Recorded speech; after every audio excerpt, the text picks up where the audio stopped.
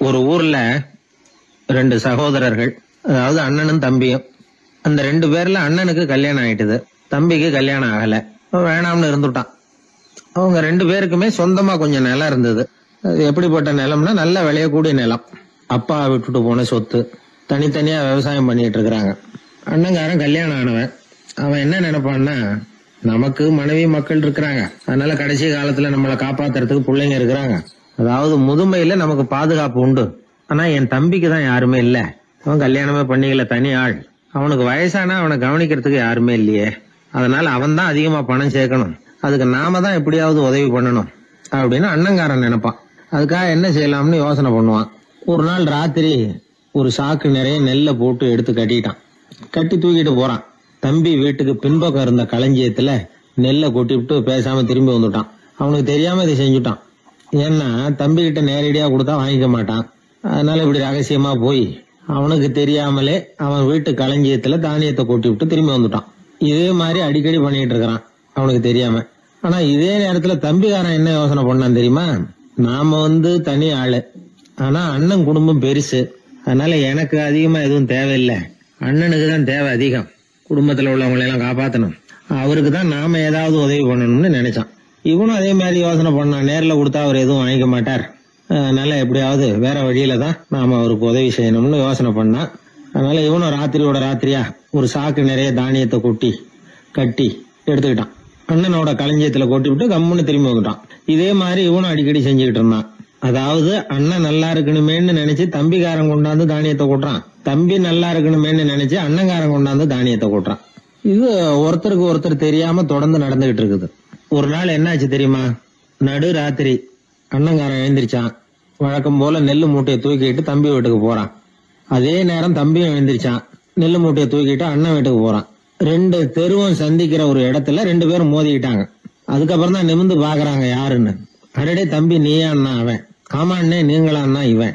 ரொம்ப காலமா ரகசியமா நடந்துகிட்டு இருந்தது என்னங்கிற விஷயம் அப்பதான் அந்த இடத்துல ரெண்டு பேருக்குமே புரிஞ்சுது. இது நடந்து ரொம்ப காலம் கழிச்சு அந்த ஊர்ல கோயில் கட்டுறதுக்கு ஒரு இடம் தேடினாங்களாம். ஒரு புனிதமான இடம் தேவை, நம்ம ஊர்ல அப்படிப்பட்ட இடம் எதுன்னு எல்லாரும் யோசனை பண்ணாங்களாம். எல்லாரும் ஒரு மனதா முடிவு பண்ண இடம் எது தெரியுமா? அந்த அண்ணனும் தம்பியும் நடு ராத்திரியில சந்திச்சுக்கிட்ட அந்த இடம் தான். அதுதான் புனிதமான இடம் அப்படின்னு முடிவு பண்ணாங்க. அந்த இடத்துலதான் கோயிலையும் கட்டினாங்களாம். கடவுளை வணங்குகிறவர் வணங்காதவர் அப்படிங்கிற அடிப்படையில சமயத்தை கண்டறிவதில்லை, அன்பு செலுத்துகிறவர் செலுத்தாதவர் அப்படிங்கிற ரெண்டு வகையினரில் தான் சமயம் கண்டறியப்படுகிறது அப்படிங்கிறது பெரியவர்கள் கருத்து. இந்த காலத்துல எல்லாம் சகோதர பாசம் இப்படியா இருக்குது. ஒருத்தன் சொன்னான், எங்க வீட்டுல பங்கு பிரிச்சு போ, எனக்கு எதுவுமே வேணாம், எல்லாத்தையும் எங்க அண்ணன்கிட்டயே கொடுத்துருங்கன்னு சொல்லிவிட்டேன் அப்படின்னா ரொம்ப பெருமையா. பரவாயில்லையே, உங்க அப்பா விட்டுட்டு போனது எவ்வளவு இருக்கும்னு. அது என்ன சுமாரா ஒரு 50,000 இருக்கும்னா. என்ன சொத்தான்னு கேட்டேன். இல்லைங்க கடன் அப்படின்னா. அதனாலதான் கடன் இருக்குங்கிறதுனாலதான் அண்ணன்கிட்டயே கொடுத்துருங்க அப்படின்னு தாராளமா சொல்லிவிட்டு வந்திருக்கிறான். இப்படி இருக்குது சகோதர பாசம். ஆனா பாசம்ங்கிறது ரொம்ப உயர்வானது. அது அண்ணன் தம்பிகள் எப்படி இருக்கணும் அப்படிங்கறதுக்கு அந்த அபூர்வ சகோதரர்கள் ஒரு உதாரணம். குடும்பத்துல மற்றவர்கள்ட்ட நேசத்தோடையும் பாசத்தோடையும் பழகினாதான் வாழ்க்கை இனிமையா அமையும். கல்யாணத்துக்கு போயிருந்தியே, எப்படி இருந்ததுன்னு கேட்டார் ஒருத்தர். எப்படி இருந்தது? சாப்பாடு சரியில்லை, சாம்பார்ல உப்பு பத்தல, இப்படி அடுக்கிக்கிட்டே போனார் அடுத்தவர். இது ஒரு மனித சுபாவம். எப்பவுமே எதிர்மறையான செய்திகளை பேசுறதுலதான் மனிதனுக்கு ஆர்வம் அதிகம். எது சரியில்லைங்கிறத சொல்றதுக்கு தான் அவன் ஆசைப்படுறான், எது சரியா இருந்ததுங்கிறத சொல்றதுக்கு அவன் ஆசைப்படுறது இல்ல. இப்ப எல்லாரும் சொல்லுவாங்களே, ஒரு பெரிய வெள்ளைத்தாள்ல நடுவுல ஒரு சின்ன கருப்பு புள்ளிய வைங்க, அத ஒருத்தர்கிட்ட காட்டி இது என்னன்னு கேட்டா கருப்பு புள்ளின்னு தான் சொல்லுவார். ஒரு சின்ன கருப்பு புள்ளியத்தான் அவர் கவனிக்கிறார், அந்த புள்ளியை சுற்றி இருக்கிற விசாலமான வெள்ளை பகுதியை அவர் கவனிக்கிறது இல்ல. இது மனித இயல்பு. ஒரு கண்ணாடி முன்னாடி போய் நிக்கிறோம், முகத்தை பாக்குறோம், கொஞ்சம் யோசனை பண்ணி பாருங்க. முகத்துல நமக்கு பிடிக்காத பகுதியை தான் முதல்ல கவனிப்போம். கன்னத்துல ஒரு பரு இருந்ததுன்னா அதுதான் முதல்ல நம்ம கண்ணுல படும். கருப்பா ஒரு மச்சம் இருந்தா அதைத்தான் நாம முதல்ல கவனிக்கிறோம். ஒரு சின்ன காயம் இருந்ததுன்னா ரொம்ப கவனிச்சு கூர்ந்து பாக்குறோம். அதை சுற்றி இருக்கிற அழகான பகுதிகள் எல்லாம் அதுக்கு அப்புறம் தான். அவ்வளவு தூரத்துக்கு ஏன்? காலையில ஒரு செய்தித்தாளை கையில எடுத்து புரட்டுறீங்க, எதிர்மறையான செய்திகளை தான் முதல்ல பாக்குறோம். ஆக்கப்பூர்வமான செய்திகள்லாம் அதுக்கப்புறம் தான். எதிர்மறையான செய்திகள் தான் பத்திரிகைகளின் விற்பனையை உயர்த்துது. இப்ப ஒரு கும்பல்ல கலவரம், பத்திரிகையில செய்தி எப்படி வருது? கலவரத்துல 10 பேர் உயிரிழந்தார்கள் அப்படின்னு தான் வரும். அந்த கலவரத்துல 918 பேர் உயிரோடு திரும்பி போனார்கள் அப்படின்னு போடுறது இல்ல. எத்தனை பேர் இறந்து போனாங்க அப்படிங்கிறது தான் பத்திரிகைக்கு முக்கியம். ஏன்னா மனித மனம் அதை தான் கவனிக்குது. பாதகமான செய்திகளே பத்திரிகைகள்ல அதிகமா வருது. எதிர்மறையான செய்திகளுக்கு தான் அதிக முக்கியத்துவம் கொடுக்கப்படுது. இதனால என்ன ஆகுது தெரியுமா? இந்த உலகத்துல எங்க பார்த்தாலும் கொலையும் கொள்ளையும் விபத்தும் உயிரிழப்பும் தான் நடந்துகிட்டு இருக்கு அப்படிங்கறது மாதிரி ஒரு பிரமை. இந்த உலகத்துல மகிழ்ச்சிகளை எல்லாம் நாம மறந்துடுறோம். வாழ்வின் வெளிச்சங்களை எல்லாம் நாம இழந்துடுறோம். இன்னைக்கு விமான விபத்துல 214 பேர் உயிரிழந்தார்கள் அப்படிங்கிறது எதிர்மறையான செய்தி. இன்று விமானம் மூலமாக 2 லட்சம் பேர் சௌக்கியமாக பயணம் செய்தார்கள் அப்படிங்கிறது நேரடியான செய்தி. ஆனாலும் செத்ததுதான் செய்தியா வரும். சௌக்கியமா போனவங்களை பத்தி வெளியில தெரியாது. வாழ்க்கையின் சாதகமான அம்சங்கள்ல கவனம் செலுத்துறதுக்கு நாம கத்துக்கணும். இந்த உலகத்துல நாம மகிழ்ச்சியா இருக்கிறதுக்கு எவ்வளவோ விஷயங்கள் உண்டு. அதெல்லாம் கவனிச்சு பாக்குறதுக்கு நாம கத்துக்கணும். ஒரு நாள் பூராவும் நல்லா நடந்துகிட்டு இருப்பீங்க. ஏதோ ஒரு நேரத்துல வாழைப்பழத்தோல்ல காலை வச்சிருப்பீங்க, வழிக்கு விழுந்துட்டீங்க. வழிக்கு விழுந்ததுதான் நமக்கு பெருசா தெரியும். நாலு பூரா நாம நல்லா நடந்துகிட்டு இருந்தோமே அப்படிங்கறது தெரியாது பெருசா. நமது பலம் என்னங்கறதுலதான் அதிக கவனம் தேவை. தோல்வி மனப்பான்மை இது நெகட்டிவ் ஆட்டிடியூட்ஸ். தாழ்வு மனப்பான்மை நெகட்டிவ் செல்ஃப் இமேஜ். எதிர்மறையாவே நினைக்கிறது பேசுறது அப்படிங்கிற குணத்தை மாத்திக்காதவன் எந்த காலத்திலயும் முன்னேற முடியாது. அப்படிப்பட்டவன் வெற்றிகரமான மனிதனும் கிடையாது. ஆகையினால வாழ்க்கையில வெற்றி பெற விரும்புகிறவர்கள் எதிர்மறை மனோபாவத்தை மாற்றிக்கொள்ளுங்கள். நெகட்டிவ் விஷயங்கள்ல இருந்து உங்க கவனத்தை திருப்புங்க. பாசிட்டிவ் விஷயங்கள்ல கவனத்தை செலுத்துங்கள். ஒரே விஷயத்த கூட சில பேர் பாசிட்டிவா எடுத்துக்குவாங்க, சில பேர் நெகட்டிவா எடுத்துக்குவாங்க. ஒரு சத்திரத்துல 2 சாமியார்கள் சந்திச்சுக்கிட்டாங்களாம். தங்களுடைய சொந்த கதைகளை அவங்க பேசிக்கிட்டாங்க. ஒரு சாமியார் சொன்னார், எனக்கு சம்சாரம் இல்ல, அதனாலதான் நான் சாமியார் ஆயிட்டேன் அப்படின்னார். இன்னொருத்தர் சொன்னார், எனக்கு சம்சாரம் இருக்கா, அதனால நான் சாமியார் ஆயிட்டேன் அப்படின்னார். அதனால வாழ்க்கைய அவரவர்கள் பாக்குற பார்வை வேற வேற மாதிரி. எதையும் எதிர்மறையா எடுத்துக்கப்படாது, ஆக்கப்பூர்வமா எடுத்துக்கணும். அப்படிங்கறத புரிஞ்சுக்கிட்டோம்னா நம்ம வாழ்க்கையில வெற்றி நிச்சயம். நான் கணக்குல ரொம்ப வீக்கு சார் அப்படின்னு சொல்லிக்கிறதுல நம்மள பல பேர் வெக்கப்படுறதில்ல. நம்ம மூளை கணக்கு போட எப்பவும் தயாரா தான் இருக்குது. ஆனா அதை நாம சரியா உபயோகப்படுத்துறது இல்ல. அதுதான் விஷயம். கம்ப்யூட்டர் வந்த பிறகு இன்னமும் சௌகரியமா போச்சு. கணக்கு போடுற வேலையெல்லாம் அதுகிட்ட ஒப்படைச்சிட்டோம். கம்ப்யூட்டரை விட வேகமா மனுஷனால கணக்கு போட முடியுமா அப்படின்னா முடியுமா. ஆனா முடியும்னு நிரூபிச்சு காட்டினவங்க இந்த உலகத்துல ஒரு 10-20 பேர் தான். ஒரு பென்சிலோ காகிதமோ இல்லாம 17 இலக்க எண்களை கூட கூட்டி கழிச்சு பெருக்கி வகுக்கிறாங்க. நீங்க பிறந்ததுல இருந்து இந்த வினாடி வரைக்கும் எவ்வளவு காலம் ஆயிருக்குது அப்படின்னு கேட்டா அதை நொடிகள்ல சொல்றாங்க. ஒரு புஸ்தகத்தை கொடுத்து படிக்க சொல்லி அதுல மொத்தம் எத்தனை எழுத்து இருக்குது அப்படின்னு கேட்டா கரெக்டா சொல்லி விடுறாங்க. இப்படிப்பட்ட திறமைசாலிகள் இந்த உலகத்துல இருக்கதான் செய்யறாங்க. அது சரி, அவங்களால மட்டும் அது எப்படி முடியுது? இதுக்கு சரியான விளக்கத்தை இதுவரைக்கும் யாரும் சொல்லல. இந்த கணக்கு புலிகள், கணித மேதைகள் எப்படி அவ்வளவு பெரிய கணக்கெல்லாம் போடுறாங்கன்னு கேட்டா அதுக்கு யாராலையும் சரியான விளக்கம் கொடுக்க முடியல. ஆனா அவங்க எல்லாம் கொஞ்சம் கூட அலட்டிக்காம கணக்கு போட்டு சொல்லி விடுறாங்க. இவ்வளவுக்கும் அவங்க கணக்கு கல்வியை முறையா கத்துக்கிட்டவங்களா அப்படின்னு கேட்டா அதுவும் கிடையாது.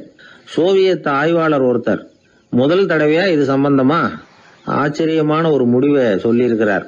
அவர் என்ன சொல்றாருன்னா, கம்ப்யூட்டர்களையே தோக்கடிக்கக்கூடிய வேகத்துல கணக்கு போடுகிற திறமையுள்ள மூளை இயற்கையிலேயே சில பேருக்கு மட்டும்தான் இருக்குங்கிறது சரியில்லை. இந்த உலகத்துல பிறந்த எல்லாருடைய மூளைக்குள்ளேயும் ஒரு கம்ப்யூட்டர் மூளை இருக்குது அப்படிங்கிறார் அவர். நம்ம கிட்ட இருக்கிற சாதாரண மூளைக்கு அபாரமான திறமை இருக்குதான். இப்போ உதாரணத்துக்கு ஒரு மாமரத்துல உச்சி கிளையில ஒரு நல்ல மாங்காயை பாக்குறோம். ஒரு கல்லை எடுத்து குறி பார்த்து வீசுறோம். ஒரு தடவை இல்லைன்னா கூட இன்னொரு தடவை கரெக்டா பார்த்து அடிச்சு விடுறோம். மாங்காய் கைக்கு வந்துடுது. இது சாதாரணமா எல்லாரும் செய்யக்கூடிய ஒரு காரியம். இதுல கவனிக்க வேண்டியது என்னன்னா, கண் அமைக்கிற நேரத்துக்குள்ள மனுஷ மூளை அந்த கல்லோட எடை, மாங்காய் இருக்கக்கூடிய உயரம், தூரம், எரிய வேண்டிய விசையின் அளவு, வேகம் எல்லாத்தையும் கணக்கு போட்டு சொல்லிவிடுது. அதுக்கப்புறம் தான் கல்லை வீசுறோம். நம்ம அறியாமலேயே நமக்குள்ள நடக்கிற ஒரு அதிசயம் இது. மனுஷன் படைச்ச கம்ப்யூட்டரால இவ்வளவு சிக்கல் நிறைந்த விஷயத்தை இவ்வளவு சீக்கிரத்துல கணக்கு போட முடியாதான்.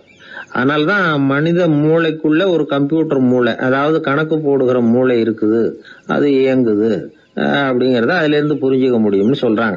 இத உயிர் கம்ப்யூட்டர் அப்படின்னு சொல்லலாமா, பயோ கம்ப்யூட்டர். இயற்கை என்ன பண்ணி இருக்குதுன்னா, இந்த உயிர் கம்ப்யூட்டர் விசைய அணைச்சு விட்டு உணர்வு மூளையின் செயல்பாட்டை திறந்து விட்டுருக்கு.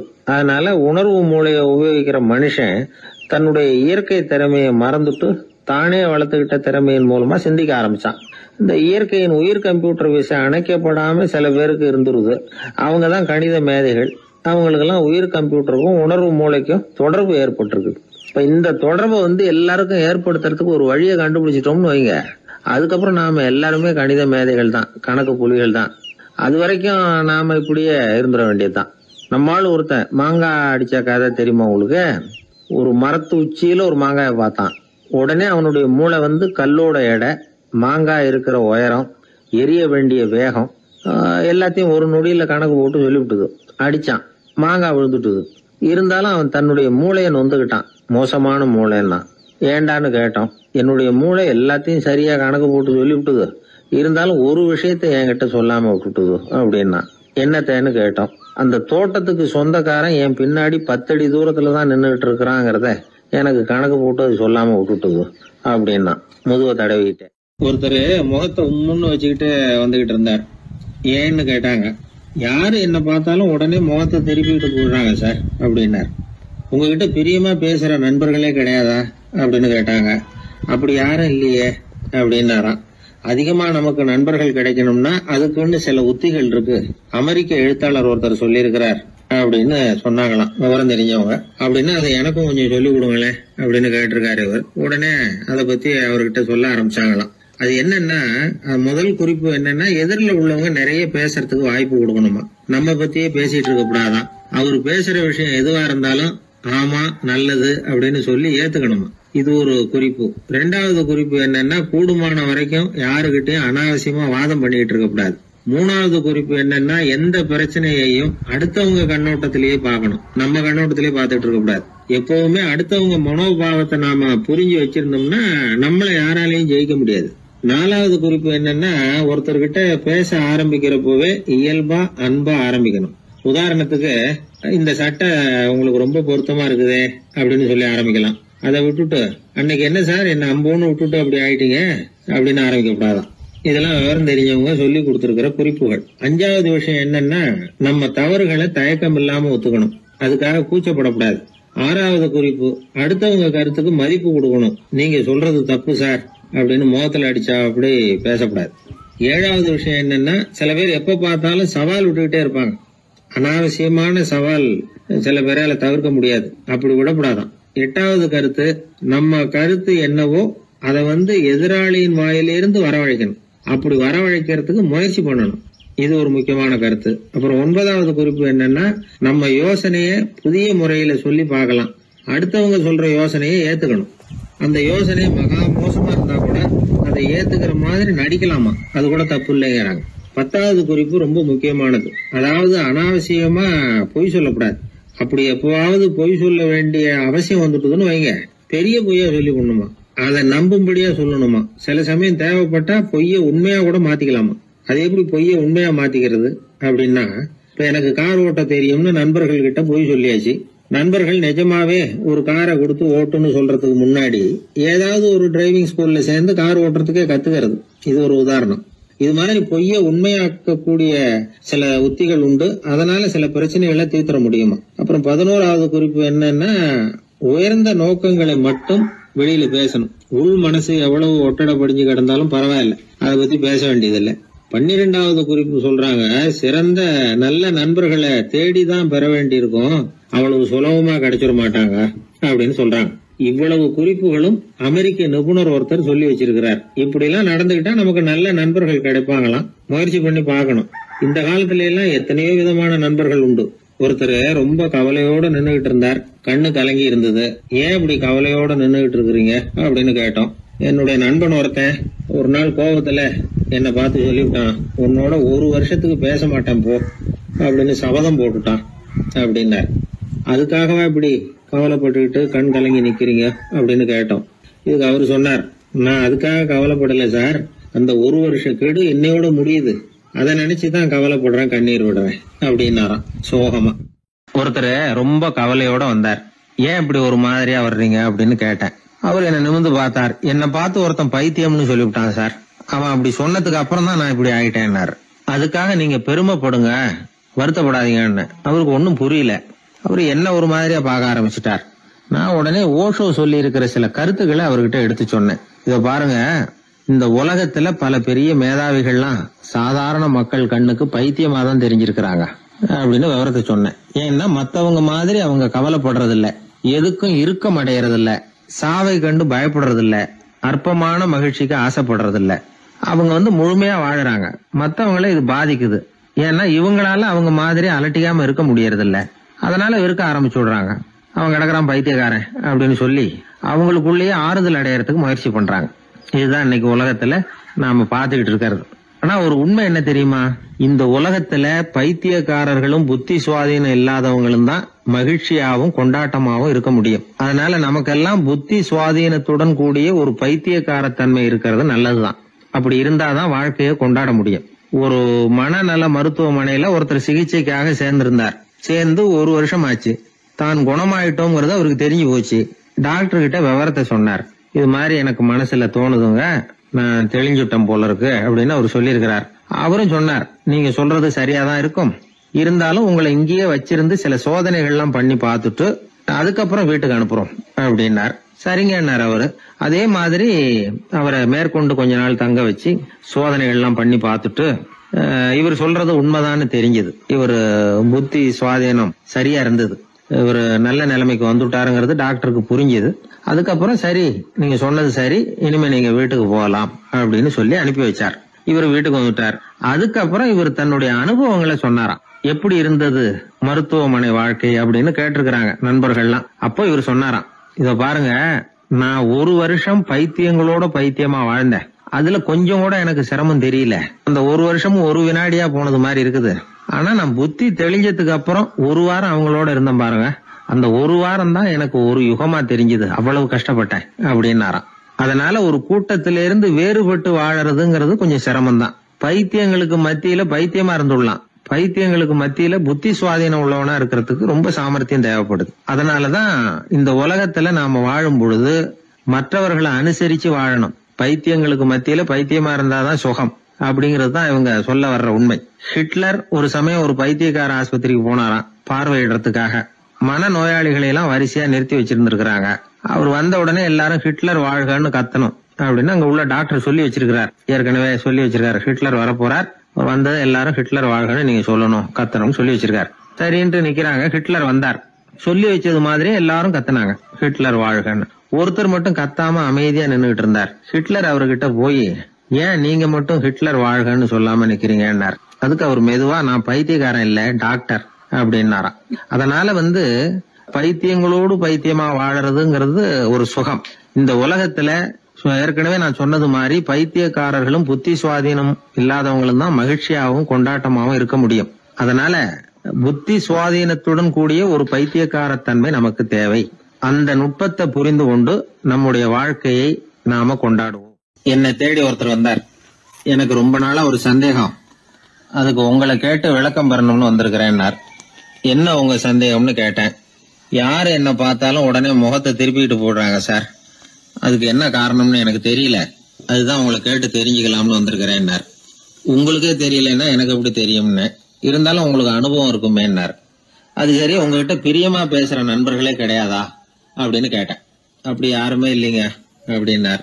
அப்படின்னா உங்ககிட்ட தான் ஏதோ குறை இருக்கு, உங்க பழக்க வழக்கத்தை கொஞ்சம் மாத்திக்கிட்டா எல்லாம் சரியா போடும் அப்படின்னு. என்ன செய்ய சொல்றீங்கன்னார். உங்களுக்கு நிறைய நண்பர்கள் தேவைன்னு, கிடைக்க மாட்டேங்கிறாங்களேன்னார். அதுக்கு சில வழிகள் இருக்குன்னு. அப்படியானார். அதிகமா நமக்கு நண்பர்கள் கிடைக்கணும்னா அதுக்குன்னு சில உத்திகள் இருக்கிறதாக அமெரிக்க எழுத்தாளர் ஒருத்தர் சொல்லியிருக்கிறார். சரி, அப்படி அவர் என்னதான் சொல்லியிருக்கிறார் அப்படின்னா வரிசையா சொல்றேன் கேட்டுங்க அப்படின்னு சொல்லி அவர்கிட்ட சொல்ல ஆரம்பிச்சேன். அதாவது முதல்ல நாம தெரிஞ்சுக்க வேண்டியது என்னன்னா, எப்ப பார்த்தாலும் நம்மளை பத்தியே பேசிட்டு இருக்க கூடாது. நமக்கு எதிரில் உட்கார்ந்து இருக்கிறவங்க நிறைய பேசுறதுக்கு வாய்ப்பு கொடுக்கணும். அவர் பேசுற விஷயம் எதுவா இருந்தாலும் எப்படி இருந்தாலும் ஆமா நல்லது அப்படின்னு சொல்லி ஏத்துக்கணும். இது முதல் கருத்து. 2வது என்ன சொல்றாங்கன்னா, கூடுமான வரைக்கும் யாருகிட்டையும் அனாவசியமா வாதம் பண்ணிட்டு இருக்க கூடாது. 3வது கருத்து என்னன்னா, எந்த பிரச்சனையையும் அடுத்தவங்க கண்ணோட்டத்திலேயே பார்க்கணும், நம்ம பார்வையிலேயே பார்த்துட்டு இருக்க கூடாது. எப்பொழுதுமே அடுத்தவங்களுடைய மனோபாவத்தை நாம புரிஞ்சு வச்சுக்கிட்டோம்னா நம்மளை யாராலும் ஜெயிக்க முடியாது.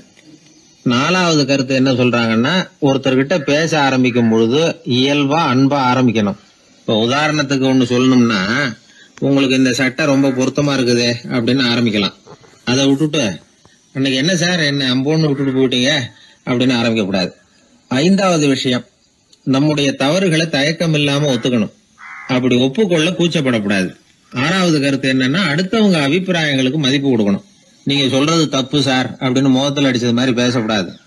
7வது கருத்து என்ன சொல்றாங்க, நம்முடைய கருத்து என்னவோ அதை எதிராளியின் வாயிலிருந்து வரவழைக்கணுமா. அப்படி வரவழைக்கிறதுக்கு நாம முயற்சி பண்ணணும். அதுக்கு தகுந்த மாதிரி நாம பேசணும். 8வது குறிப்பு என்னன்னா, சில பேர் எப்ப பார்த்தாலும் சவால் விட்டுக்கிட்டே இருப்பாங்க. அனாவசியமா சவால் விடக்கூடாது. 9வது யோசனை, நம்ம யோசனையை புதிய முறையில சொல்லி பார்க்கலாம். மற்றவர்கள் சொல்லுகிற யோசனையை ஏத்துக்கணும். அந்த யோசனை மகா மோசமானதா இருந்தா கூட அதை ஏத்துக்கிற மாதிரி கூட நடிக்கலாம். அதுல ஒன்றும் தப்பு இல்லை. 10வது குறிப்பு ரொம்ப முக்கியமானது. அதாவது அனாவசியமா பொய் சொல்லக்கூடாது. அப்படி எப்பொழுதாவது பொய் சொல்ல வேண்டிய அவசியம் ஏற்பட்டா பெரிய பொய்யா சொல்லணும். அதை நம்பும்படியா சொல்லணுமா. இதெல்லாம் அந்த நிபுணர் சொல்ற கருத்து தான். சில சமயம் தேவைப்பட்டா பொய்ய கூட உண்மையா மாத்திக்கலாமா. அது எப்படி பொய்ய உண்மையா மாத்துறது அப்படின்னா, இப்ப எனக்கு கார் ஓட்ட தெரியும்னு நண்பர்கள் கிட்ட ஒரு பொய்ய சொல்லிவிட்டீங்கன்னு வைங்களேன். நண்பர்கள் நிஜமாவே ஒரு காரை கொடுத்து ஓட்டுன்னு சொல்றதுக்கு முன்னாடி ஏதாவது ஒரு டிரைவிங் ஸ்கூல்ல சேர்ந்து கார் ஓட்ட கத்துக்கலாமே. இதுதான் இந்த பொய்ய உண்மையா மாத்துறது. இது ஒரு உதாரணம், அவ்வளவுதான். இது மாதிரி பல பொய்களை உண்மையாக்க முடியும். அப்படி பொய்ய உண்மையாக்கி கூட சில பிரச்சனைகளை தீர்த்திட முடியும். 11வது குறிப்பு என்ன சொல்லுதுன்னா, உயர்ந்த நோக்கங்களை மட்டுமே வெளியில பேசணும். உள் மனசு எவ்வளவு ஒட்டடை படிஞ்சு கிடந்தாலும் பரவாயில்ல. 12வது குறிப்பு, நல்ல நண்பர்களை தேடித்தான் பெறணும். அவங்க அவ்வளவு சுலபமா கிடைச்சிட மாட்டாங்க. இவ்வளவும் அனுபவசாலிகள் சொல்லி இருக்கிற குறிப்புகள். இந்த ஆலோசனைகளின்படி நடந்தா நமக்கு நல்ல நண்பர்கள் கிடைப்பாங்க. அதுக்கப்புறம் நமது வாழ்க்கை வெற்றி இருக்கிற திசையை நோக்கி வேகமா நகர ஆரம்பிக்கும். இந்த காலத்திலேயே நல்ல நண்பர்கள்லாம் எத்தனையோ பேர் உண்டு. ஒருத்தர் ரொம்பவும் கவலையோட நின்றுகிட்டு இருந்தார். கண்கள் கலங்கி போயிருந்தது. கிட்டத்தட்ட அழுதுகிட்டு இருந்தார். ஏன் சார் இப்படி அழறீங்க, என்ன ஆச்சு உங்களுக்குன்னு கேட்டேன். ஒரு மெதுவா கண்ணை தொடச்சிக்கிட்டு, என்னுடைய நண்பன் ஒருத்தன் ஒரு நாள் கோவத்துல என்ன பார்த்து உன்னோட 1 வருஷத்துக்கு பேச மாட்டேன் போன்னு சொல்லிவிட்டான், சபதம் போட்டுட்டான் அப்படின்னாரு. அதுக்காக இப்படி கவலைப்படுறீங்கன்னு கேட்டேன். அவரு சொன்னார், நான் அதுக்காக கவலைப்படல சார், அந்த 1 வருஷ கேடு என்னோட முடியுது, நான் அதை நினைச்சு எழுதிட்டு இருக்கிறேன் அப்படின்னா. இப்படிப்பட்ட நண்பர்களும் உண்டு. அதனால நல்ல நண்பர்களா பார்த்து நமக்கு சேர்த்துக்கிட்டோம்னா நம்ம வாழ்க்கையில எந்த முயற்சி எடுத்தாலும் அதுல சுலபமா வெற்றி கிடைக்கும். 11ஆம் நூற்றாண்டுல ஒரு புகழ்பெற்ற இறைநேச செல்வர் வாழ்ந்து வந்தார். அவர் பேரு அப்துல்லா ஹிஸ் சௌமை. இப்போ சோவியத் ரஷ்யாவில் உள்ள ஜீலான்கிற நகரத்தோட புறநகர் பகுதியில நீப்புன்னு ஒரு ஊர், அங்கதான் அவர் இருந்தார். அவருக்கு ஒரு ஆப்பிள் தோட்டம் இருந்தது தஜ்லா நதி ஓரத்துல. அந்த தோட்டத்துல அவர் ஒரு நாள் உலாவிக்கிட்டு இருக்கிறார். அந்த சமயத்துல 20 வயசுள்ள அழகான இளைஞர் ஒருத்தர் அவர் முன்னாடி வந்து நின்னார். என்ன நீங்க மன்னிக்கணும்னார். இவருக்கு ஒன்னும் புரியல. யாரப்பா நீ என்ன கெடுதல் பண்ணுன, நான் எதுக்கா உன்னை மன்னிக்கணும் அப்படின்னு கேட்டார். ஐயா, என் பேரு அபு சாலிஹ் மூசா. இங்க இருந்து 4 கல் தொலைவில் இருக்கக்கூடிய இதே தஜ்லா நதி ஓரத்துல தான் நான் இருக்கிறேன். நேத்து மத்தியானம் எனக்கு ஒரு நல்ல பசி. அந்த நேரம் ஒரு ஆப்பிள் பழம் இந்த நதியில மிதந்து வந்தது. அவசரத்துல அதை எடுத்து சாப்பிட்டுட்டேன். சாப்பிட்டதுக்கு அப்புறம் தான் அப்படி செஞ்சது பெரிய தவறுங்கிறத உணர்ந்தேன். ஒரு பொருளுக்கு உரியவர்கள் யாரோ அவங்க அனுமதி இல்லாம அந்த பொருளை சாப்பிடுறது ஹராமா. ஹராமான அந்த பழம் வந்து என் வயத்துக்குள்ள போனதுல இருந்து எனக்கு நிம்மதி இல்ல. ராத்திரி பூரா தூங்கவே முடியல. காலையில எழுந்திரிச்சதும் இந்த நதி ஓரமா பாத்துக்கிட்டே வந்தேன். உங்க தோட்டத்தை பார்த்தேன். ஒரு மரத்தோட கிளை வந்து தண்ணியில தொட்டுக்கிட்டு இருக்கிறத பார்த்தேன். அதனால நான் சாப்பிட்ட பழம் இங்க இருந்து தான் வந்திருக்கணும். அந்த பழத்துக்கு உரியவர் நீங்க தான். நீங்க என்ன மன்னிச்சாதான் நான் சாப்பிட்ட பழம் ஹலாலா, குற்றம் நிவர்த்தியா, தயவு பண்ணி மன்னிக்கணும் அப்படின்னு கண்கலங்க கேட்டுக்கிட்டார். இத கேட்ட இந்த சௌமை ஆச்சரியத்தோட அந்த இளைஞரை கூர்ந்து கவனிச்சார். இந்த அளவுக்கு நேர்மையான ஒரு நல்ல மனுஷனை விட்டுறக்கூடாது அப்படின்னு மனசுக்குள்ள முடிவு பண்ணிக்கிட்டார். நிமிர்ந்து அந்த இளைஞரை பார்த்தார். இதுக்கு நீ வந்து தண்டனையை ஏத்துக்கத்தான் வேணும்னார். எதுவா இருந்தாலும் ஏத்துக்கிறதுக்கு தயார்னார் அவர். இதுக்கு தண்டனையா 12 வருஷ காலம் நீ இங்க பணிவிடைகள் செய்யணும்னார். பணிவிடை செய்யறது என்னுடைய பாக்கியமா நினைக்கிறேன் அப்படின்னு சொல்லிவிட்டு மகிழ்ச்சியோட அந்த தண்டனையை ஏத்துக்கிட்டார். 12 வருஷம் முடிஞ்சது. அந்த 12 வருஷ காலத்துல அந்த இளைஞரோட வயசும் தகுதியும் வளர்ந்தது. கடைசியில் அந்த பெரியவர் அந்த இளைஞரை கூப்பிட்டார். இத பாருப்பா, இன்னையோட உன் பணிவிடை காலம் 12 வருஷம் முடிஞ்சது. ஆனா தண்டனை இதோட முடிஞ்சு விட்டதா நினைக்காத. அது இன்னமும் முடியல. கடைசியா இன்னும் ஒரு தண்டனை பாக்கி இருக்கு. அதை நீ ஏத்துக்கணும்னார். எதுவா இருந்தாலும் ஏத்துக்கிறதுக்கு சித்தமா இருக்கிறேன் இவர். எனக்கு ஒரு மகள் இருக்கிறா. அவளுக்கு 2 கண்ணும் தெரியாது, 2 காதும் கேட்காது, 2 காலும் செயல்படாது. அவளை நீ கல்யாணம் பண்ணிக்கணும் அப்படின்னார் பெரியவர். இத கொஞ்சமும் ஒரு எதிர்பார்க்கல. திகைச்சார். அடுத்த நிமிஷம் சரி, இதையும் நான் மனப்பூர்வமா ஏத்துக்கிறேன். இறைநேசர் செல்வர் சௌமை அவர்கள் அவர்களுடைய புதல்வி பாத்திமாவுக்கும் இளைஞர் அபு சாலிஹ் மூசாவுக்கும் அடுத்த சில தினங்கள்ல முறைப்படி திருமணம் நடந்தது. திருமணத்துக்கு அப்புறம் மணமகளை பார்த்த அந்த இளைஞர் திகைச்சு போயிட்டார். ஏன்னா அந்த பெரியவர் சொன்னதுக்கு நேர்மாறா இருந்தார். பாத்திமா உடல் குணம் எதுவும் கிடையாது, ரொம்ப அழகா இருந்தாங்க. மறுநாள் சௌமையை அபு சாலிஹை கூப்பிட்டு இதுக்கு விளக்கம் சொன்னாராம். என் மகளுக்கு கண்ணு தெரியாதுன்னு சொன்னதுதான் சொல்லியிருந்த நேத்து முன்னாடி சொன்னேன். அது எந்த விதமான தீய காட்சிகளும் அவ கண்ணுக்கு தெரியாதுன்னு தான் அர்த்தம். காது கேட்காதுன்னு சொன்னேன், தீய விஷயங்களை அவ கேட்க மாட்டான்னு அர்த்தம். கால்கள் செயல்படாதுன்னு சொன்னேன், வீட்டை விட்டு தீமையான இடங்களுக்கு அவ போக மாட்டான்னு அர்த்தம் அப்படின்னா. 12 வருஷத்துக்கு முன்னாடி உன்னை முதல் முறையா பார்த்தப்பவே உண்மை என்னுடைய சீடரா மானசீகமா ஏத்துக்கிட்டேன் அப்படிங்கிற விவரத்தையும் சொன்னாராம். இந்த இளைஞர் அபு சாலிஹ் பிற்காலத்துல ஒரு பெரிய ஆன்மீக மேதையா உயர்ந்தார். அந்த தம்பதிகளுக்கு 60வது வயசுல ஒரே ஒரு குழந்தை பிறந்தது. அந்த ஃபாதர் ஜிலானி முஹைத்தீன் ஆண்டகை, அதாவது அந்த குழந்தை தான் ஆன்மீக பேரரசர் முஹைத்தீன் ஆண்டகை. அப்படி அந்த கதையை சொல்லுவாங்க பழைய இதை. அப்படிப்பட்ட பெரியவர்களுடைய வாழ்க்கை தான் நமக்கு வழிகாட்டணும். எனக்கு ஒரு சிநேகிதன், அவன் சொன்னான், டேய் என்னுடைய மாமனார் கூட தன்னுடைய பொண்ணை எனக்கு திருமணம் பண்ணி கொடுக்கறதுக்கு முன்னாடி ஒரு செய்தியை சொன்னார், பொய்ன்னு அப்புறமா தான் தெரிஞ்சது அப்படின்னா. என்ன சொன்னார்னு கேட்டோம். என் பொண்ணு மாசத்துக்கு ஒரு தடவை ஏதாவது கோபம் வந்தா கையில கிடைக்கிறத எடுத்து உங்க மேல எரிவா, நீங்க தான் அனுசரிச்சு நடந்துக்கணும்னு சொன்னார் அப்படின்னா. அப்படி அவர் சொன்னது பொய்யா அப்படின்னு கேட்டேன். ஆமா, அவர் மாசம் ஒரு தடவைன்னு அவர் சொன்னது பொய், தினம் ஒரு தடவை அப்படி செய்யறா, இதுதான் உண்மை அப்படின்னா. ஒரு சீடன் அந்த காலத்துல அஹிம்சைக்கு மரியாதை அதிகமா இருந்தது. இந்த காலத்துல இம்சைக்கு அதிக மரியாதை. ஒரு பெரியவர் இருந்தார், உண்மையை பத்தியும் சத்தியத்தை பத்தியும் நிறைய உபதேசம் எல்லாம் பண்ணார். அது பிரகாரமே நடந்தார். அவர் பின்னாடி நிறைய கூட்டம்லாம் இருந்தது, சீடர்கள் அதிகமா இருந்தாங்க. அவர் கொள்கைக்கு மரியாதை இருந்தது. ஆனா காலப்போக்கில் அந்த மரியாதை குறைஞ்சு போச்சு. அவர் பின்னாடி போன கும்பலும் குறைஞ்சு போச்சு. இது ஏன்? இப்படி ஒரு கேள்வி கேட்டார் ஒருத்தர். அதுக்கு பதில் சொல்ல வந்தார் ஒருத்தர். அவரு ஒரு கதையை சொன்னார், சீக்கிய கதை. அதாவது மகான் குருநானக் உபதேசம் பண்ணிக்கிட்டு இருந்த காலம். அவர் பின்னாடி ஏகப்பட்ட கூட்டம் போற இடமெல்லாம் மக்கள் வெள்ளம் அவர் பின்னாடியே போயிட்டு இருந்ததுதான். அவர் எந்த ஊருக்கு போனாலும் எல்லாரும் பின்னாடியே போனாங்க. இந்த கூட்டத்தையும் அவங்க கிட்ட இருக்கிற ஆர்வத்தை போனார் ஒருத்தர். அவரு குருநானக்கோட நண்பர். அவர் நேரா போய் குருநானக்க பார்த்தார். ஆகா, உங்களுக்கு தான் எத்தனை ஆயிரம் சீடர்கள் அப்படின்னார். குருநானக் இதை கேட்டுட்டு லேசா சிரிச்சார், அவ்வளவுதான், பதில் எதுவும் சொல்லல. கொஞ்ச நாள் கழிச்சு குருநானக் ஒரு ஊரை விட்டுட்டு இன்னொரு ஊருக்கு புறப்பட்டார். ஆயிரக்கணக்கான ஜனங்கள் பின்னாடி போனாங்க. சும்மா போல குரு மகாராஜுக்கு ஜே அப்படின்னு கோஷம் போட்டுக்கிட்டே போறாங்க. ஒரு சாலை ஓரமா போய்கிட்டே இருக்கிறாங்க. திடீர்னு ஒரு இடத்துல ஆகாசத்துல இருந்து செப்பு காசுகள் மழை மாதிரி கொட்டுச்சு. கோஷம் போட்டுக்கிட்டு வந்தவங்க எல்லாம் பாதி பேர் உடனே கதைஞ்சு ஓடினாங்க. அவங்களுக்கு கிடைச்ச செப்பு காசையெல்லாம் பொறுக்கிட்டு மடியில கட்டிக்கிட்டு சொல்லிக்காம கொள்ளாம நழுவி போயிட்டாங்க. அவர் இதையெல்லாம் கவனிக்காம தொடர்ந்து போயிட்டே இருக்கிறார். அடுத்த ஊருக்கு போனார். அங்க மறுபடியும் ஒரு பணமழை. போன தடவை செப்பு காசு கொட்டுச்சு, இந்த தடவை இங்க வெள்ளி காசா கொட்டுது. இப்பவும் இருந்த கூட்டத்துல பாதி பேர் கும்பல் அப்படியே கலைஞ்சு ஓடி போய் முடிஞ்ச அளவுக்கு அதை பொறுக்கிட்டு அப்படியே ஓடிட்டாங்க. குருநானக் தொடர்ந்து போறார். இன்னொரு ஊர்ல மறுபடியும் பணமழை. இந்த தடவை வெறும் தங்க காசா விழுது. இதை பார்த்ததும் மீதி இருந்த கும்பலும் கலைஞ்சு ஓடி போய் தங்க காசை அள்ளிட்டு அம்பேல் ஆயிட்டுது. குருநானக் திரும்பி பார்த்தார். கடைசியா எஞ்சி இருந்தது ஒரே ஒரு சீடர் தான். செப்பு காசு, வெள்ளி காசு, தங்க காசு எதையும் பொருட்படுத்தாம இவர் பின்னாடியே வந்துகிட்டு இருக்கிறார். நீதான்ப்பா என்னுடைய உண்மையான சீடன் அப்படின்னு சொல்லி அவரை வாழ்த்தி அவர்கிட்ட தன்னுடைய பணிகளை ஒப்படைச்சாராம் குருநானக். அவ்வளவுதான் அந்த கதை. அதை கேட்டதும் உண்மைக்கு ஏன் மரியாதை குறைஞ்சு போச்சுங்கிறது புரியுது. நல்லவங்க பின்னாடி போற கூட்டம் குறையறதுக்கு இதுதான் காரணம். காசு தான் முக்கியம்னு நினைக்கிறவங்க அதிகமாயிட்டாங்க இந்த காலத்துல. காசு முக்கியம்தான், இல்லைன்னு சொல்லல. ஆனா காசு நமக்கு அடிமையா இருக்கணும், வேலைக்கார மாதிரி இருந்து வேண்டியதை வாங்கி கொடுக்கணும்.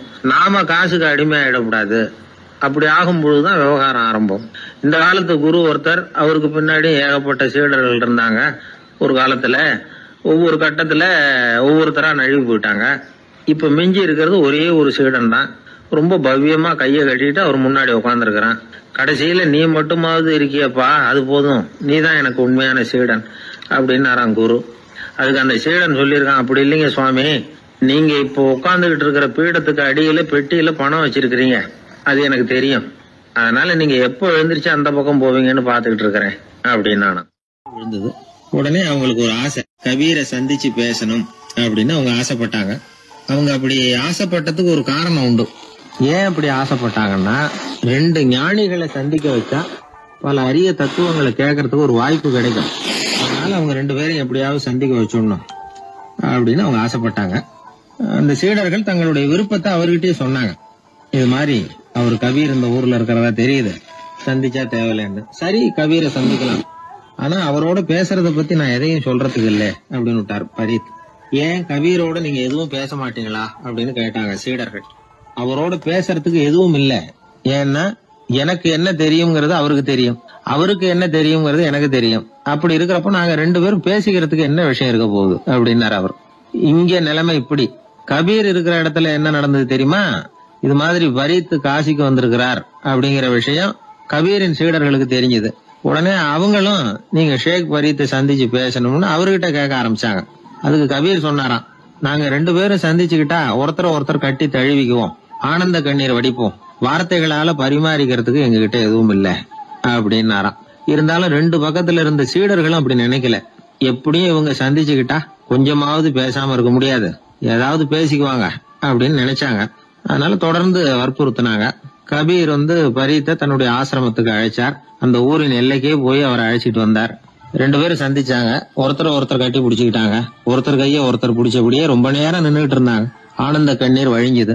கபீர் ஆசிரமத்துல 2 பேரும் மௌனமா உட்கார்ந்துருக்காங்க. ஏதாவது பேசுவாங்கன்னு சொல்லி எதிர்பார்த்துக்கிட்டே 2 பக்கமும் சீடர்கள் காத்துக்கிட்டு இருக்கிறாங்க. பேசுங்கன்னு சொல்லியும் பார்த்தாங்க.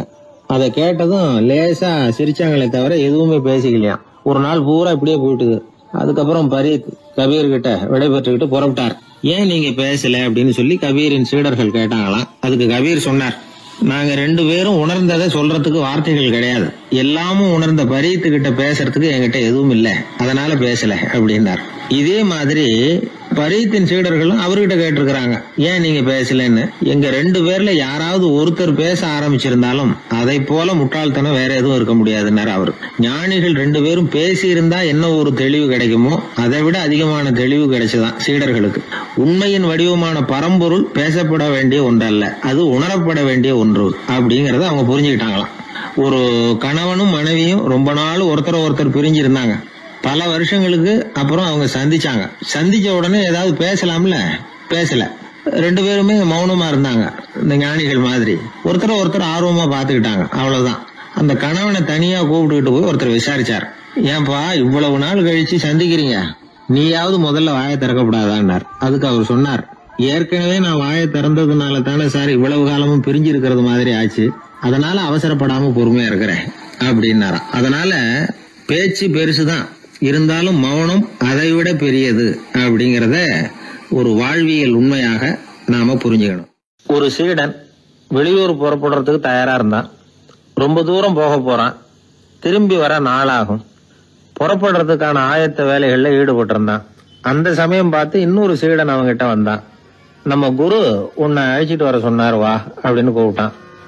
இவன் உடனே புறப்பட்டு போனான். குருநாதரை பார்த்தான். அவரு காலில் விழுந்து வணங்கினான். வணங்கிவிட்டு எழுந்திரிச்சான். அவ்வளவுதான். குரு ஏதாவது உபதேசம் பண்ணுவாருன்னு எதிர்பார்த்தான். ஆனா நடந்தது என்ன தெரியுமா? குரு அவனுக்கு ஓங்கி ஒரு அடி கொடுத்தார். எதிர்பாராம இந்த அடியை வாங்கினதும் அந்த சீடன் அதிர்ந்து போயிட்டான். பக்கத்துல இருந்த மற்ற சீடர்களும் திகைச்சு போய் நின்னுட்டாங்க. அடி வாங்கின சீடனுக்கு மனசுக்குள்ள குழப்பம். நாம என்ன தப்பு பண்ணணும், புறப்படுற நேரத்துல இப்படி குரு கிட்ட அடி வாங்குற மாதிரி ஆயிட்டுதே அப்படின்னு நினைச்சு மனசுக்குள்ள ரொம்ப வேதனைப்பட்டான்.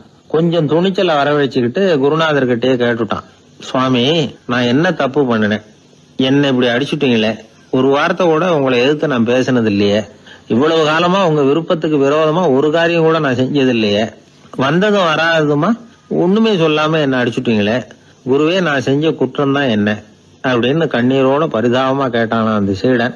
ஆனா அந்த குரு முகத்துல கொஞ்சம் கூட கோபம் இல்லை. அவர் சிரிச்சுக்கிட்டே நின்னுகிட்டு இருந்தாராம். அதுக்கப்புறம் சொன்னாராம், என்னுடைய அருமை சீடனே, நீ ஒரு தவறும் பண்ணல, நான் உன்னை அடிச்சது நீ ஏதோ தப்பு பண்ணிவிட்டேங்கிறதுக்காக இல்ல, நீண்ட பயணம் போக போறேன், ஞாபகமா ஏதாவது கொடுத்து அனுப்ப வேணாமா, நீ ஞானம் பெற்ற பிறகுதான் திரும்பி வரப்போறேங்கிறது எனக்கு தெரியும், அதுக்கு பிறகு உன்னை அடிக்க முடியுமா, அதனால இப்ப கிடைச்சிருக்கிற இந்த வாய்ப்பை பயன்படுத்திக்கிட்டேன், அப்போதைக்கு இப்பவே அடிச்சுட்டேன், அவ்வளவுதான், வேற ஒண்ணும் இல்லை அப்படின்னாராம். குரு சிரிச்சுக்கிட்டே இப்படி சொல்றார். இருந்தாலும் இதுவும் ஒரு உபதேசம் தான். அதிர்ச்சிகளால விழிப்படைய வைக்கிறதும் ஒரு வழிதான். இது ஜென் வழி. பெரும்பாலும் அதிர்ச்சியின் மூலமாகவே ஞான தரிசனத்தை அருள்கிறவர்கள் தான் ஜென் குருமார்கள். நம்ம தியானம் தான் ஜென். இந்தியாவிலிருந்து சீனாவுக்கு போய் கொஞ்சம் பேர் மாறி வளம் பெற்று ஜப்பான்ல ஜென் ஆகி வளர்ந்துருக்குது, அவ்வளவுதான். ஜென்கிறது தியானம். எதை நினைச்சும் தியானிக்கிறது இல்ல, எல்லாத்திலையும் தியானம் இருக்கிறதா சொல்லுது ஜென். பேசுறது, இருக்கிறது, நடக்கிறது, சாப்பிடுறது, சிரிக்கிறது, தூங்குறது, தொழில் செய்யறது அல்லது சும்மா இருக்கிறது எல்லாமே தியானம் தான்.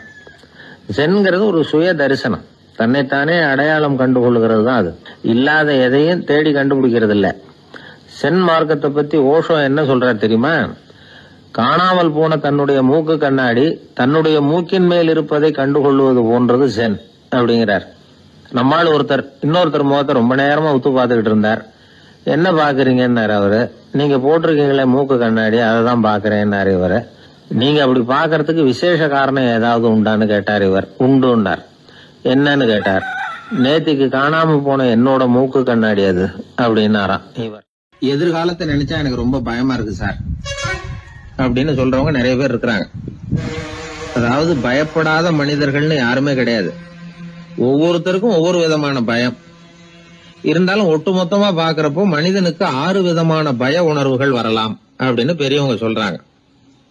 எல்லா விதமான பயமும் இந்த 6 வகைக்குள்ள அடக்கம். அந்த 6 வகை பயமும் 6 எதிரிகள் மாதிரியாம். 6 எதிரிகளையும் புரிஞ்சுக்கிட்டோம்னா போதும், வாழ்க்கையில சுலபமா வெற்றி அடைய முடியும். சரி, அந்த 6 வகை பயம் என்னென்ன அப்படின்னு பாப்போம். முதல்ல வறுமை பற்றிய பயம், 2வது பழிச்சொல் பற்றிய பயம், 3வது உடல் நலம் பாதிப்பு பற்றிய பயம், 4வது என்னன்னா காதல் தோல்வி, 5வது முதுமை, 6வது மரணம். அதாவது பயப்படுறதுங்கிறது ஒரு மனநிலை தான். இந்த மனநிலையை கட்டுப்படுத்த முடியும், திசை திருப்ப முடியும். சரி, இந்த பயங்களின் அறிகுறிகள் எப்படி இருக்கும்? வறுமை பற்றிய பயம் அப்படின்னு முதல்ல சொன்னோம் இல்லையா? அந்த பயத்தின் அறிகுறிகளை தெரிஞ்சுக்குவோம். எதுலேயும் அக்கறை இல்லாம இருக்கிறது, ஒரு குறிக்கோள் இல்லாம இருக்கிறது, வறுமையை சகிச்சுக்கிறது, வாழ்க்கையில கிடைக்கிறது எதுவா இருந்தாலும் ஆட்சேபனை இல்லாமல் ஏத்துக்கிறது, மனசாலும் உடம்பாலும் சோர்ந்து போயிருக்கிறது, ஆர்வம், முனைப்பு, கற்பனை திறன் எதுவுமே இல்லாம இருக்கிறது. இதெல்லாம் தான் அந்த வறுமை பற்றிய பயத்தின் அறிகுறிகள். அடுத்தது ஒண்ணு பார்த்தோமே, பழிச்சொல் பற்றிய பயம். அதாவது அடுத்தவங்க நம்மளை குறை சொல்லி விடுவாங்களோ அப்படிங்கிற பயம். இதுக்கு அறிகுறி என்ன தெரியுமா?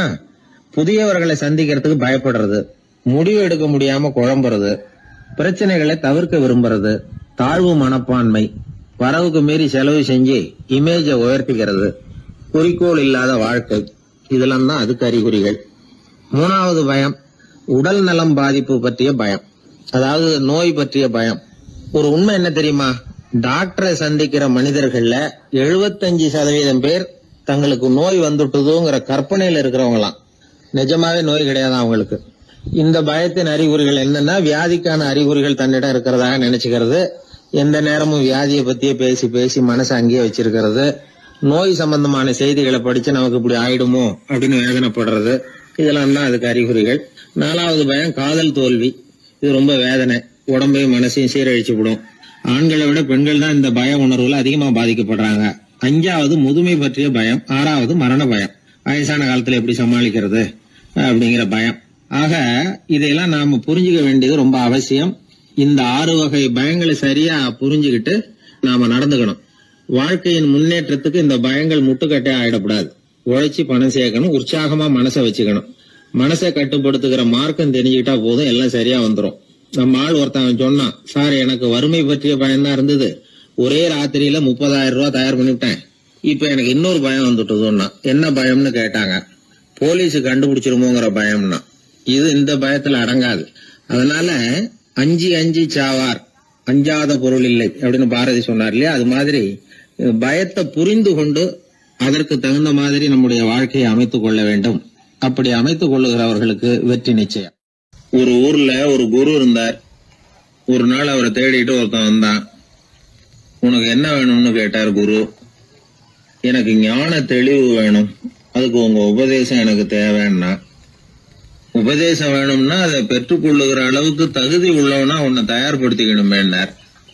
அதுக்கு நான் என்ன செய்யணும் சொல்லுங்கன்னா, முதல்ல நீ செய்ய வேண்டியது என்னன்னா, உங்ககிட்ட இருக்கிற எல்லா கெட்ட குணங்களையும் விட்டுட்டு 1 வருஷம் கழிச்சு வா, அப்புறம் பாக்கலான்னார். அவ்வளவுதானே, சரின்னு சொல்லிவிட்டு அவன் போயிட்டான். 1 வருஷம் கழிச்சு வந்தான். அவன் அங்க வந்து சேர்ந்த சமயத்துல அந்த ஆசிரமத்தின் மண் தரைய ஒரு வேலைக்காரன் பெருக்கி சுத்தம் பண்ணிட்டு இருக்கிறான். அந்த மண் தரையிலிருந்து எழுந்த புழுதி அதிகமா இருந்தது. அது காத்துல கலந்தது, சீடனையே மறைக்கிற அளவுக்கு ஆயிட்டுது. ஒரே புழுதி மயம். சீடனுக்கு கோபம் வந்துட்டுது. அந்த வேலைக்காரனை அடிக்கிறதுக்காக கைய வாங்கிட்டு போனான்.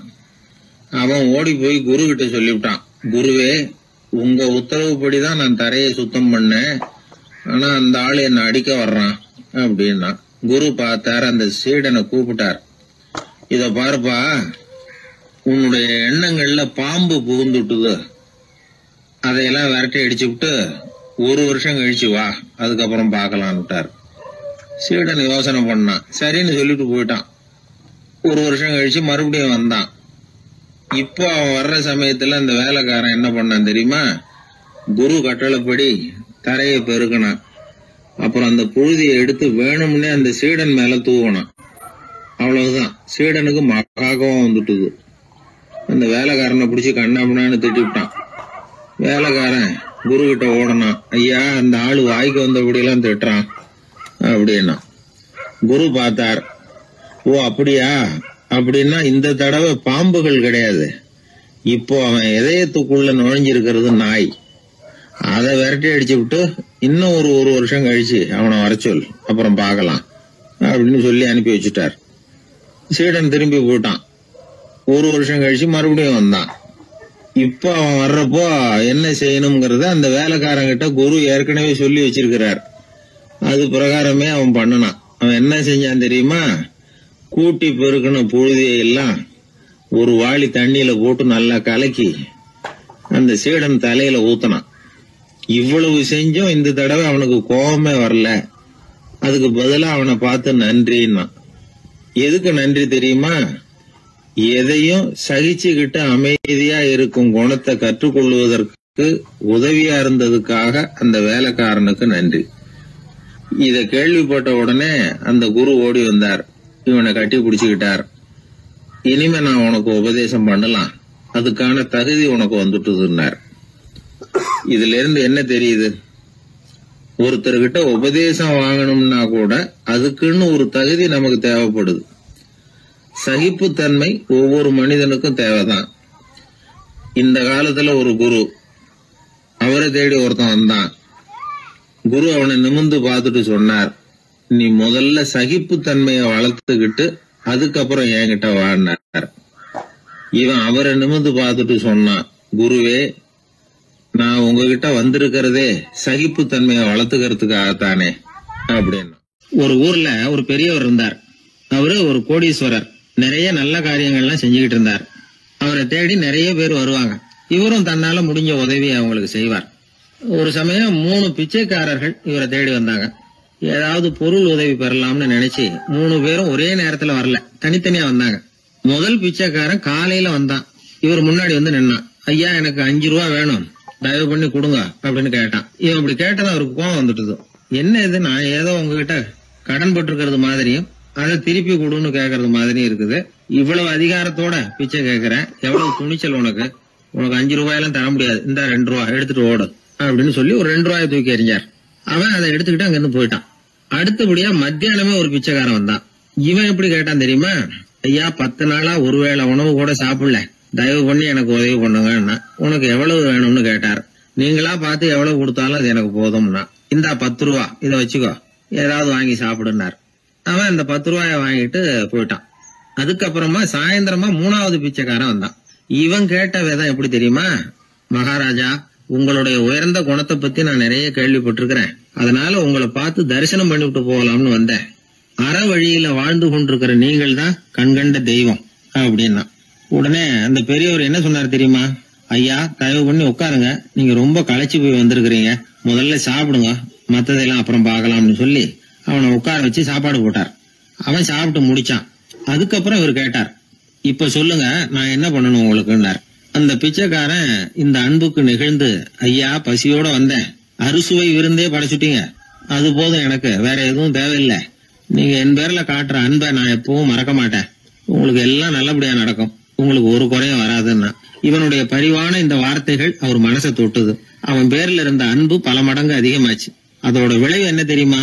இத பாருப்பா, இனிமே நீ வெளியில எங்கேயும் போக வேணாம், இங்கேயே இருந்துருன்னார். தன்னுடைய பங்களாவுக்கு பக்கத்திலேயே அந்த ஆளுக்கு ஒரு வீடும் கட்டி கொடுத்தார். கடைசி வரைக்கும் அந்த ஆளை தனக்கு பக்கத்திலேயே வச்சுக்கிட்டார். இந்த கதைய சுவாமி சிவானந்தர் சொல்லியிருக்கிறார். இறைவன் அந்த கோடீஸ்வரன் மாதிரியாம். அந்த 3 வகையான பிச்சைக்காரர்களும் 3 வகையான பக்தர்களும். இன்றைக்கு உள்ள பக்தர்கள்லாம் இந்த 3 வகையில ஒரு வகையை சேர்ந்தவங்களா தான் இருப்பாங்க. முதல் வகை தான் அதிகமா இருக்கும். 3வது வகை ரொம்ப அபூர்வம். நம்ம ஊர் பக்கம் ஒரு பெரியவர் இருந்தார். அவர் செலவு பண்ண பயப்படுவார். ஒரு பைசா ஒருத்தருக்கு கொடுக்கறதுனால ரொம்ப யோசனை பண்ணுவார். இவரை தேடிட்டு ஒரு நாள் சில பிச்சைக்காரங்கள்லாம் வந்தாங்க. ஐயா, நாங்கெல்லாம் சேர்ந்து ஒரு பிச்சைக்காரர்கள் சங்கம்னு ஆரம்பிக்கிறோம். அதுக்கு நீங்க ஒரு 1000 ரூபாய் நிதி உதவி பண்ணுனா தேவையில்லைன்னாங்க. அதெல்லாம் ஒன்னும் கொடுக்க முடியாது, அவ்வளவு பணம் எல்லாம் என்கிட்ட கிடையாதுன்னு விட்டார் அவர். சரி, ஒரு 100 ரூபாயாவது கொடுங்களே அப்படின்னு கேட்டிருக்கிறாங்க. அதுவும் முடியாதுன்னார். இவங்க இன்னமும் இறங்கி வந்தாங்க. சரி, ஒரு 10 ரூபாயாவது கொடுங்க அப்படின்னு கேட்டு பார்த்தாங்க. அதெல்லாம் கிடையாதுன்னு ஒரே முடிவா சொல்றாரு அவர். கடைசியா ஒரு 10 காசாவது கொடுங்க சார், வாங்கிட்டு போறோம் அப்படின்னு கேட்டார் ஒருத்தர் இந்த கும்பல்ல இருந்து. அது கூட என்கிட்ட கிடையாதுன்னு ரொம்ப துல்லியமா சொல்லிவிட்டார் அந்த பெரிய மனிதர். அதாவது எதுவுமே கொடுக்க முடியாது, நீங்க போயிட்டு வாங்கன்னு விட்டார். அப்ப இந்த கும்பல்ல இருந்து ஒருத்தர் சொன்னார், சரி நீங்க எதுவுமே தர முடியாதுங்கிறீங்க, அப்படின்னா ஒண்ணு செய்யுங்களேன்னாங்க. என்ன செய்யணும்னார். பேசாம நீங்களும் எங்க சங்கத்துல ஒரு மெம்பரா சேர்ந்துருங்க அப்படின்னாங்களாம். இப்படி இருக்கிற மனிதர்கள் அதிகம். அதனால இந்த 3 பிச்சைக்காரர்கள் அப்படிங்கிற இந்த கதையிலிருந்து நாம புரிந்து கொள்ள வேண்டியது, எப்படி பேசணும், எப்படி பக்தி செலுத்தணும், எப்படி இந்த உலகத்துல வாழணும் அப்படிங்கிற கருத்து பூராவும் இந்த அறவுரையிலிருந்து நாம புரிந்து கொள்ளலாம். மனுநீதி சோழன் வரலாறு நமக்கு தெரியும். அது மாதிரி நீதி தவறாத ஆட்சியாளர்கள் பல பேர் இருந்திருக்கிறாங்க இந்த உலகத்துல. ஹசரத் உமர் பின் கத்தாப் அப்படின்னு ஒருத்தர், இஸ்லாத்தின் 2வது கலீஃபா இவர். அவருடைய ஆட்சி காலத்துல நடந்த ஒரு நிகழ்ச்சி. இந்த மன்னருக்கு ஒரு மகன், அவர் பேரு அபு ஷஹ்மா. அந்த மிசர் நாட்டு கவர்னர் அமர் பின் ஆஸ், அந்த மன்னருடைய மகன் கவர்னர் அவர்களுடைய கவனிப்புல இருந்தார். அந்த சமயத்துல ஒரு நாள் அவர் மதுபானா இருந்தனார். கவர்னருக்கு தெரிஞ்சு போச்சு. அவருக்கு தர்ம சங்கடமா போயிட்டுது. தவறு செஞ்சது மன்னருடைய மகன். கவர்னர் யோசனை பண்ணார். அவர் மெதுவா தன்னுடைய வீட்டுக்கு அழைச்சிட்டு வந்தார். அதிகமா அவரை கஷ்டப்படுத்தாம ஒரு சின்ன தண்டனை கொடுத்து பிரச்சனையை தீர்த்துட்டார். ஏதோ பேருக்கு ஒரு தண்டனை, அவ்வளவுதான். இது நடந்து கொஞ்ச நாள் கழிச்சு மன்னருக்கு இந்த விஷயம் தெரிஞ்சு போச்சு. தன்னுடைய மகன்கிறதுனால கவர்னர் லேசான தண்டனையோட விட்டுட்டார் அப்படிங்கறத புரிஞ்சுக்கிட்டார். உடனே கவர்னருக்கு தகவல் அனுப்பினார். அமர் பின் ஆஸ் அவர்களே, என்னுடைய மகன் மதுபானம் அருந்தி இருக்கிறான். அது உங்களுக்கு தெரிஞ்ச உடனே தண்டனை கொடுத்திருக்கிறீங்க. கலீஃபாவின் மகன்கிற காரணத்தினால குறைவான தண்டனையை கொடுத்ததாக கேள்விப்படுறேன். இது ஷரியத்தின்படி மாபெரும் குற்றம். உங்களுடைய நடத்தையும் மன்னிக்க கூடியதல்ல. இந்த கடிதம் கண்ட உடனே மகன் அபு ஷஹ்மாவை மதீனாவுக்கு அனுப்பி வைக்க வேண்டியது அப்படின்னு கடிதம் எழுதினார். அதை பார்த்தார் கவர்னர். உடனே கலீஃபாவின் மகனை மதீனாவுக்கு அனுப்பி வச்சார். மன்னர் முன்னாடி நீதி விசாரணை நடக்குது. தன்னுடைய மகனுக்கு சவுக்கடி வழங்கும்படியா உத்தரவிடுறார் ஹசரத் உமர் பின் கத்தாப். தண்டனை நிறைவேற்றப்பட்டது. கூடியிருந்தவர்கள்லாம் ஐயா கொஞ்சம் கருணை காட்டுங்க அப்படின்னு சொல்லி மன்னர் கிட்ட வேண்டிக்கிட்டாங்களாம். இந்த வேண்டுகோளை மன்னர் ஏத்துக்கல. நீதியின் முன்னால் தந்தை மகன் அன்பு நேசம் உறவு இந்த முறைகளை எல்லாம் கவனிக்க முடியாது. குற்றம் செஞ்சவர் தண்டிக்கப்பட வேண்டியவர், அவர் யாரா இருந்தாலும் சரி அப்படின்னாராம். எல்லா ஆட்சியாளர்களுமே கவனிக்க வேண்டிய ஒரு செய்தி இது. அவர் ஒரு நாள் தன்னுடைய அரசாங்க கணக்கு வழக்குகளை பார்த்துட்டு இருக்கிறார். அந்த சமயத்துல அவரை பார்க்க ஒரு பெரிய மனிதர் வந்தார். இவர் தன்னுடைய சொந்த வேலை காரணமா வந்திருக்கிறார் அப்படிங்கறத அவர் புரிஞ்சுக்கிட்டார். உடனே அது வரைக்கும் எரிஞ்சுகிட்டு இருந்த விளக்க அணைச்சுட்டு இன்னொரு விளக்க ஏற்றி வச்சுக்கிட்டாராம். இந்த செயலுக்கு என்ன காரணம்னு கேட்டிருக்கிறார் வந்தவர். இதுக்கு அவரு சொன்னார், ஐயா நீங்க வந்த போது இங்க எரிஞ்சுகிட்டு இருந்தது அரசாங்க விளக்கு, இப்ப எரியறது சொந்த விளக்கு. சொந்த விஷயங்களை பேசுறப்போ அரசாங்க பணத்தை செலவு பண்ணக்கூடாது, அதனாலதான் விளக்க மாத்தினேன் அப்படின்னாராம். இப்படிலாம் பல பேர் இந்த உலகத்துல இருந்திருக்கிறாங்க. ஆனா இப்ப எல்லாம் பல பேர் அப்படி இருக்கிறது இல்ல. ஒருத்தர் அப்படிதான் அரசாங்க விஷயங்களை பார்த்துக்கிட்டு உட்கார்ந்து இருக்கிறார். அந்த சமயத்துல ஒரு பெரிய தொழில் அதிபர் அவரை பார்க்க வந்திருக்கிறார். இவரு சடார்னு எழுந்திருச்சு எரிஞ்சுகிட்டு இருந்த விளக்க அணைச்சுட்டார். எங்கும் ஒரே இருட்டு. ஏன் விளக்க அணைச்சுட்டீங்கன்னு கேட்டிருக்கிறார் வந்தவர். இங்க நடக்கிறது மத்தவங்க கண்ணுல பற்றக்கூடாது அப்படிங்கறதுக்காக தான் விளக்க அணைச்சேன். நீங்க கொண்டு வந்திருக்கிறத அப்படி ஒரு ஓரமா வச்சுட்டு போடுங்க, அதுக்கப்புறமா விளக்க போட்டு நான் எடுத்துக்கிறேன் அப்படின்னாராம் இவர். ஒரு சாலையில போக்குவரத்து நெரிசல். ஒருத்தர் அடிபட்டு கிடக்கிறார். கூட்டத்துல ஒருத்தர் கத்துறார். உடனே ஆம்புலன்ஸுக்கு போன் பண்ணுங்க அப்படின்னு ஒருத்தர் ஓடி போய் தகவல் கொடுக்கிறார். கொஞ்ச நேரத்துல ஆம்புலன்ஸ் வருது. அடிபட்டவரை கொண்டுட்டு போய் ஆஸ்பத்திரியில சேர்க்குது. அங்க அவசர வைத்தியம். அவர் பொழைச்சுக்கிறார். ஆம்புலன்ஸுங்கிற ஒரு வசதி இல்லைன்னா அவரை அவ்வளவு சீக்கிரத்துல ஆஸ்பத்திரிக்கு கொண்டுட்டு போக முடியுமா? ஆபத்துக்கு உதவுகிற நண்பர் மாதிரி இந்த ஆம்புலன்ஸ். அந்த காலத்துல போர்கள் அதிகம், அதுல அடிபடுறவங்களும் அதிகம். அடிபட்டு கிடக்கிற போர் வீரர்களை அவசரமா மருத்துவர்கிட்ட கொண்டுட்டு போகணும். எப்படி கொண்டுட்டு போறது? ஒரு கனமான துணிய தூளி மாதிரி கட்டுவாங்க. குழந்தைகளை தூங்க வைக்கிறதுக்காக துணியில தொட்டில் கட்டுறோம்ல, அது மாதிரி அந்த தூளியில அடிபட்டவங்களை படுக்க வைப்பாங்க. அப்படியே தூக்கிட்டு போவாங்க. அதுக்கப்புறம் தான் மருத்துவ சிகிச்சை. இதுதான் ஆரம்ப காலத்துல நடந்துகிட்டு இருந்தது. இதுல என்ன ஒரு சிரமம்னா அவசரமா கொண்டுட்டு போய் சேர்க்க முடியாது. அதனால பாதி வழியிலேயே அவங்க போய் சேர்ந்துருவாங்க பல பேர். சரி, கொஞ்சம் சீக்கிரமா அவங்கள கொண்டுட்டு போறதுக்கு என்ன வழி அப்படின்னு யோசனை பண்ணாங்க. குதிரை மேல ஏத்தி கொண்டுட்டு போனா என்ன அப்படின்னு ஒரு யோசனை. அது மாதிரியே செஞ்சு பார்த்தாங்க. அது இன்னமும் ஆபத்தா போட்டுது. குதிரை ஓடுற வேகத்துக்கும் அது போடுற குலுக்கலுக்கும் அடிபட்டு கிடக்கிறவனால ஈடு கொடுக்க முடியுமா? அலுங்காம குலுங்காம கொண்டுட்டு போக வேண்டிய விஷயம் இல்லை இது. சரி, குதிரை முதுகுல அவனை கொண்டுட்டு போக வேணாம், குதிரை வண்டியில கொண்டுட்டு போனா என்ன? 4 சக்கரம் உள்ள ஒரு குதிரை வண்டியை தயார் பண்ண வேண்டியது. அதை ஆம்புலன்ஸா உபயோகப்படுத்த ஆரம்பிச்சாங்க. 1487 இது பழக்கத்துக்கு வந்துதான். இது கொஞ்சம் சௌரியமா தெரிஞ்சுது. அதனால 1792 வரைக்கும் இந்த முறைதான் நீடிச்சுதான். ஒரு பிரெஞ்சு மருத்துவர், அவரு பேர் பேரன் டொமினிக். அவர் என்ன பண்ணாருன்னா, குதிரை வண்டியில படுக்கை வசதியை ஏற்படுத்தினார். முதல் உதவி செய்யறதுக்கு தேவையானதையெல்லாம் அதுல வச்சார். எங்கேயாவது ஒருத்தர் காயம் போட்டிருக்காருன்னு தெரிஞ்சதுன்னா அங்கேயே போய் வேண்டிய உதவிகளை பண்ணார். தன்னார்வ தொண்டர்களையும் இந்த பணியில அவர் ஈடுபடுத்தினாராம். 1864 ஜெனீவா ஒப்பந்தம் ஏற்பட்டது இல்லையா? அப்பதான் ஆம்புலன்ஸ் சர்வீஸுக்கு மோட்டார் வாகனங்களையும் பயன்படுத்தலாம் அப்படின்னு முடிவு பண்ணிருக்கிறாங்க. அந்த சமயத்துல இன்னொரு விதமான ஆம்புலன்ஸ் சேவையும் நடந்துதான். அதாவது ராட்சத பலூன்கள் இருக்குல்ல, அதையெல்லாம் ஆம்புலன்ஸா பயன்படுத்தி இருக்கிறாங்க. முதல் தடவையா அமெரிக்காவில் 1930 தான் ஒரு முழுமையான ஆம்புலன்ஸ் வாகனம் நடமாட ஆரம்பிச்சுதான். அதாவது அதுல ஆக்சிஜன் சிலிண்டர் இருக்கும், ட்ரிப்ஸ் மாதிரி அவசர தேவை உபகரணங்கள் இருக்கும், ஒரு மருத்துவர் இருப்பார், ஒரு நர்ஸ் இருப்பாங்க. இப்படிப்பட்ட ஒரு ஆம்புலன்ஸ் வசதி வந்த பிறகுதான் பல உயிர்களை காப்பாற்றக்கூடிய ஒரு நல்ல வாய்ப்பு ஏற்பட்டது. இப்பெல்லாம் இந்த ஆம்புலன்ஸ் சேவை எவ்வளவோ முன்னேற்றம் கண்டிருக்கு. மோட்டார் வாகனம் மட்டும் இல்ல, படகு, ஹெலிகாப்டர், விமானங்கள் இதெல்லாம் கூட இப்ப இந்த பணிக்கு ரொம்ப உபயோகமா இருக்கு. ஆபத்துல இருக்கிற ஒரு மனுஷனை பார்த்துட்டா உடனே அவனை காப்பாத்தணுங்கிற எண்ணம் இன்னொரு மனுஷனுக்கு ஏற்படத்தான் செய்யுது. அதனாலதான் காலம் ஏதோ கொஞ்சம் ஒழுங்கா ஓடிக்கிட்டு இருக்குது. அடிபட்டு கிடக்கிற ஒருத்தனை பார்த்த